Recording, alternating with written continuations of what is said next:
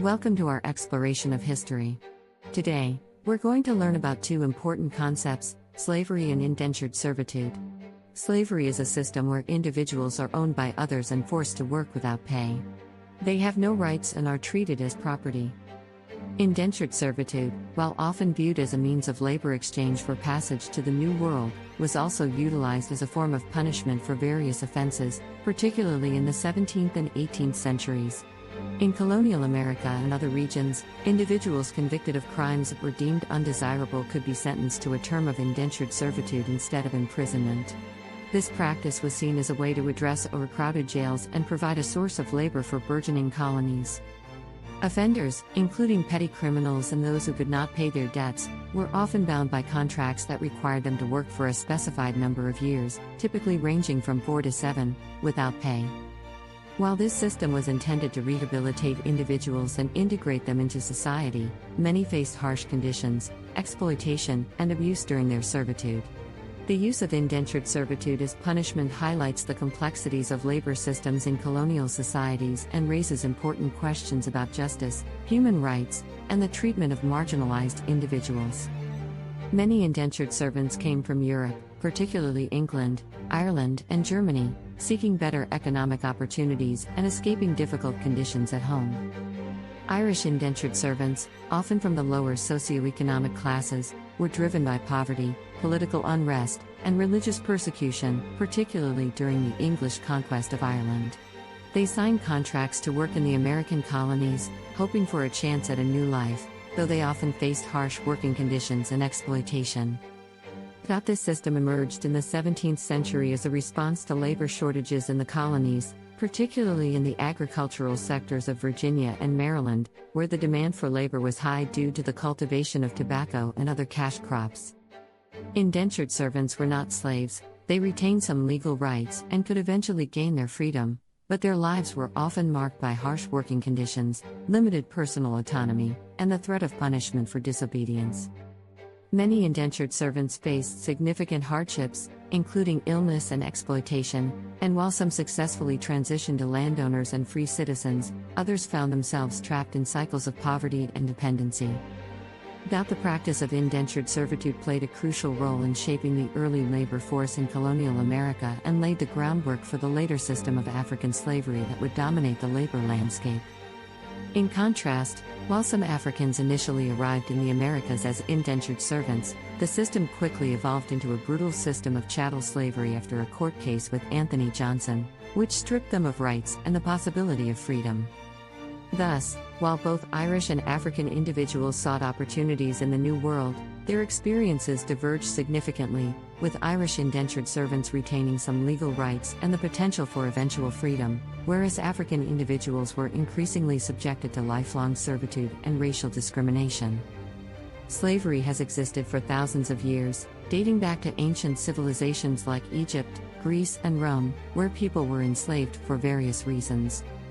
Slavery in Mesopotamia, one of the world's earliest civilizations, was a significant aspect of its social and economic structure, dating back to around 3500 BCE. In ancient Mesopotamia, which encompassed regions of modern-day Iraq, Syria, and parts of Turkey and Iran, slavery was primarily a result of warfare, debt, and punishment for crimes. Enslaved individuals were often prisoners of war captured during conflicts between city-states, and they could also be people who had fallen into debt and sold themselves or their family members into servitude to repay creditors. Slaves in Mesopotamia performed a variety of roles, including agricultural laborers, domestic servants, and skilled artisans. They were considered property and had limited rights, but some could earn their freedom through various means, such as purchasing their release or being granted freedom by their owners. The Code of Hammurabi, one of the earliest written legal codes, provides insights into the treatment of slaves, outlining their rights and the responsibilities of their owners. While slavery in Mesopotamia was a harsh reality, it also played a crucial role in the development of the economy and society, influencing the region's cultural and social dynamics. Slavery in ancient Egypt was a complex institution that played a significant role in the economy and society from the early dynastic period through the Greco-Roman era. Enslaved individuals in Egypt were often acquired through warfare, trade, or as a result of debt. They worked in various capacities, including agricultural laborers on large estates, skilled artisans, and domestic servants in households of the elite. Unlike the chattel slavery seen in later periods, Egyptian slavery was not solely based on race. Many enslaved people were prisoners of war from neighboring regions, while others were born into servitude. The treatment of slaves varied widely. Some enjoyed certain rights and could own property, while others faced harsh conditions and brutal treatment. Notably, the construction of monumental architecture, such as the pyramids, has often been associated with slave labor, although recent scholarship suggests that many workers were likely paid laborers or conscripted citizens rather than enslaved individuals. Despite their status, some slaves could earn their freedom, and their contributions were integral to the functioning of ancient Egyptian society, influencing its cultural and economic development. Slavery in ancient Rome was a fundamental aspect of the social and economic fabric of the empire, deeply embedded in its culture from the Republic through the imperial period. Enslaved individuals, known as servi, were acquired through various means, including warfare, piracy, and trade, and they could be of any nationality, including Greeks, Gauls, and Africans. Slaves in Rome performed a wide range of tasks, from manual labor in agriculture and construction to skilled work as artisans, teachers, and even physicians. The treatment of slaves varied significantly. Some were treated relatively well and could earn their freedom, while others faced harsh conditions and brutal treatment. Roman law recognized slaves as property, devoid of personal rights, which allowed owners to exploit them without legal repercussions. However, the possibility of manumission, being freed by their masters, provided a pathway for some slaves to gain their freedom and integrate into society as freedmen. The reliance on slave labor was crucial to the Roman economy, particularly in agriculture and large estates known as latifundia, and it played a significant role in the empire's expansion and wealth. The institution of slavery in Rome not only shaped the lives of millions but also influenced Roman literature, philosophy, and social dynamics, leaving a lasting legacy that would resonate throughout history. Slavery in the Ottoman Empire was a significant institution that spanned several centuries, from the late 13th century until the empire's dissolution in the early 20th century. The Ottomans acquired slaves through various means, including warfare, trade, and the tribute system, where conquered territories were required to provide young boys, known as tefshirim, who were taken to be trained as soldiers or administrators. Slaves in the Ottoman Empire served in diverse roles, ranging from domestic servants and agricultural laborers to elite soldiers in the Janissary Corps and high-ranking officials in the imperial court. Unlike in some other societies, the status of slaves in the Ottoman Empire could vary widely. Some slaves enjoyed considerable privileges and could rise to positions of power, while others faced harsh conditions and exploitation. The legal framework surrounding slavery allowed for the possibility of manumission, enabling slaves to purchase their freedom or be freed by their owners. The presence of slavery in the Ottoman Empire was intertwined with the empire's economic and social structures, influencing trade, agriculture, and cultural exchanges. Despite its complexities, the institution of slavery in the Ottoman Empire ultimately reflected broader themes of power, control, and the dynamics of a multi-ethnic society, leaving a profound impact on the region's history and development. Slavery in China has a long and complex history, with its roots tracing back to ancient times. Throughout various dynasties, including the Shang, Zhou, and Han, slavery was an accepted institution, often involving individuals captured in warfare, those born into servitude, or people who sold themselves or their family members into slavery due to debt. In ancient China, slaves were primarily used for agricultural labor, domestic service, and skilled trades, and their status varied significantly depending on the time period and the ruling dynasty. During the Tang and Song dynasties, for instance, the use of slaves became more institutionalized, with some slaves being able to earn their freedom through various means, such as purchasing it or being granted it by their masters. However, the legal and social status of slaves was generally low, and they were considered property, lacking personal rights. The practice of slavery began to decline during the Ming and Qing dynasties, as economic changes and social reforms took place, leading to a shift towards a more labor-based economy. Despite this decline, the legacy of slavery in China has had lasting effects on social structures and cultural perceptions, influencing the dynamics of class and labor throughout Chinese history. Slavery in India has a long and multifaceted history, deeply intertwined with the region's social, economic, and cultural fabric. The practice of slavery can be traced back to ancient times, with references found in texts such as the Rig Veda and the Manusmriti, which outline the roles and rights of slaves in society. Slaves in India were often acquired through warfare, debt bondage, or as a result of social stratification, where individuals from lower castes or marginalized communities could find themselves in servitude. The types of slavery varied widely, ranging from domestic servitude and agricultural labor to skilled trades and military service. During the medieval period, the rise of powerful empires, such as the Mughal Empire, saw the institutionalization of slavery, with many slaves serving in royal courts or as soldiers. The British colonial period further complicated the landscape of slavery in India, as the British implemented policies that affected traditional systems of labor and servitude. While slavery was officially abolished in India in 1843, practices resembling slavery, such as bonded labor and human trafficking, persisted and continue to be issues in modern times. The legacy of slavery in India has left a profound impact on social hierarchies, economic disparities, and cultural perceptions, shaping the country's historical narrative and ongoing struggles for justice and equality. Slavery in the Middle East has a rich and complex history that spans thousands of years, deeply embedded in the region's social, economic, and cultural context. From ancient civilizations such as the Sumerians and Babylonians to the Islamic empires, slavery was a widespread institution. In Islamic societies, the practice of slavery was regulated by religious laws, which provided certain rights to slaves, such as the possibility of manumission and the requirement for humane treatment. The trans-Saharan and Indian Ocean slave trades further expanded the scope of slavery in the region, with African slaves, known as Zan, being brought to work in various sectors, including agriculture and military service.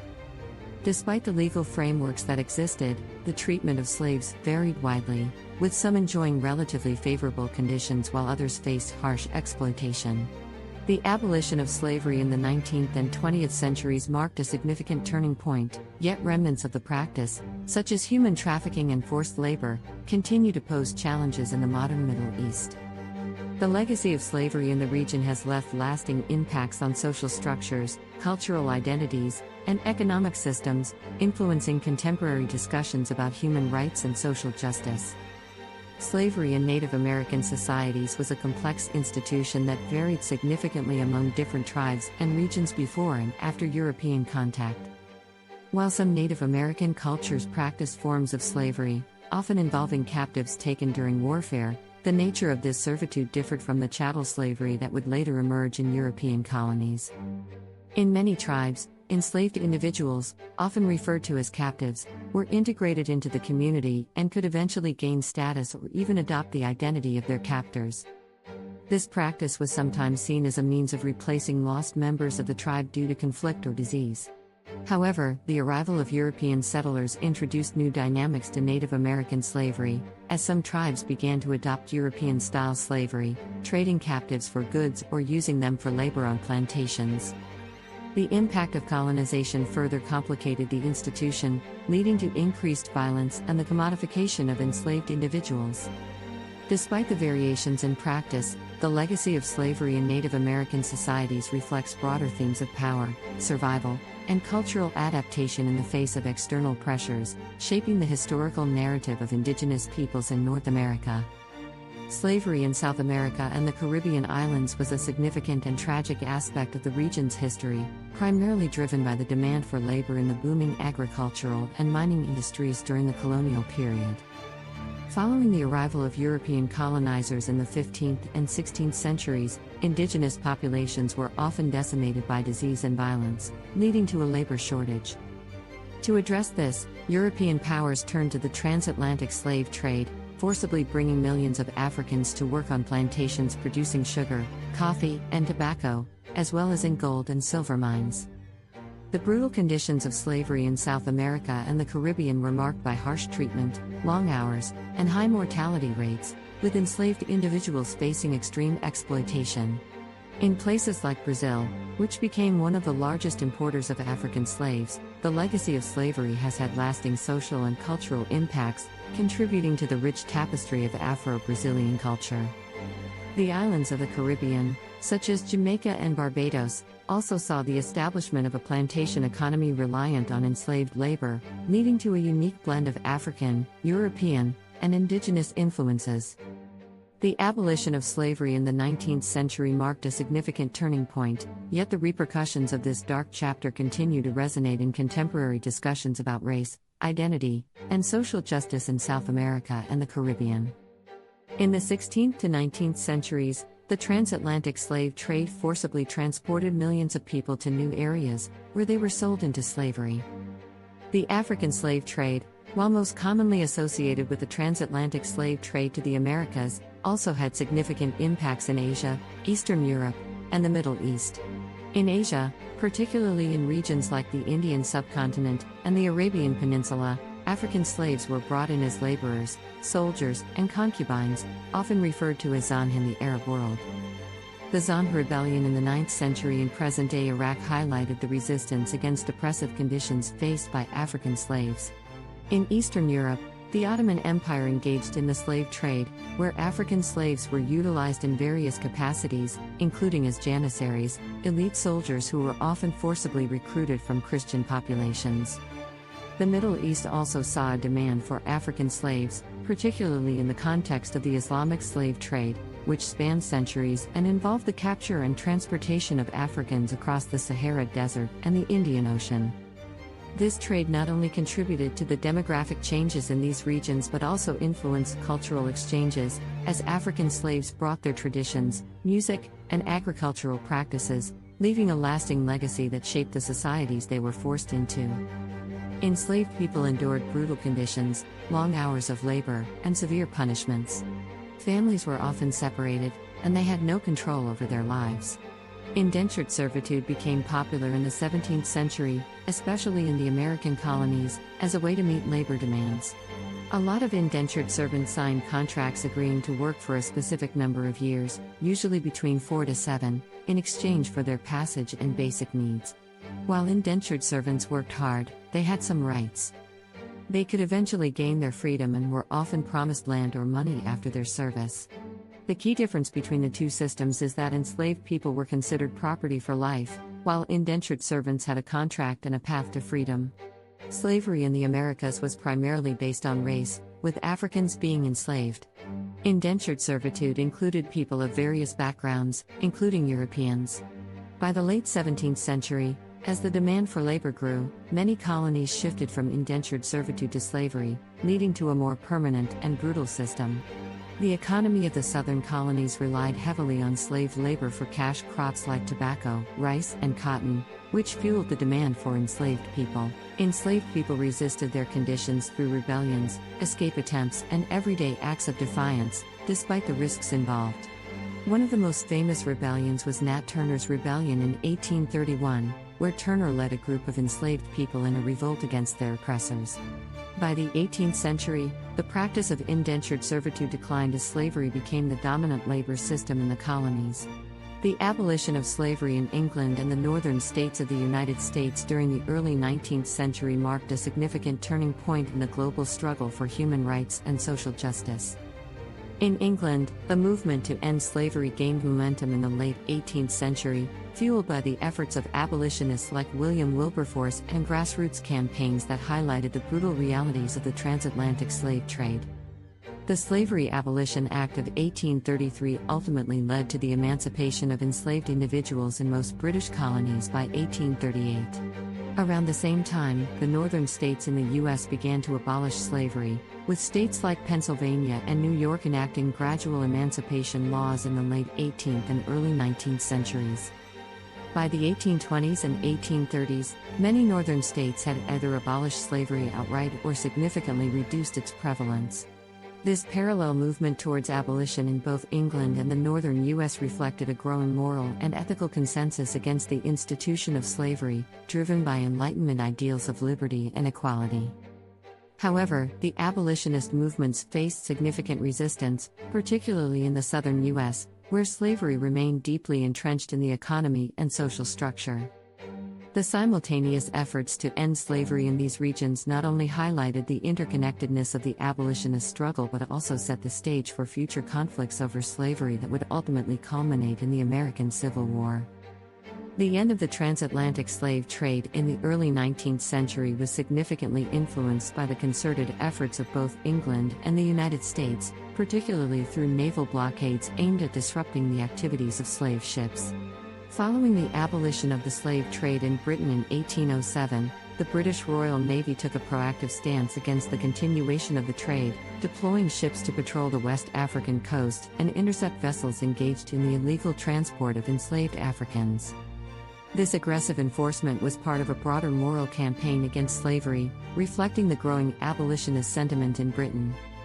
Similarly, the United States, which officially banned the importation of slaves in 1808, also sought to curb the transatlantic slave trade, albeit with varying degrees of commitment and effectiveness.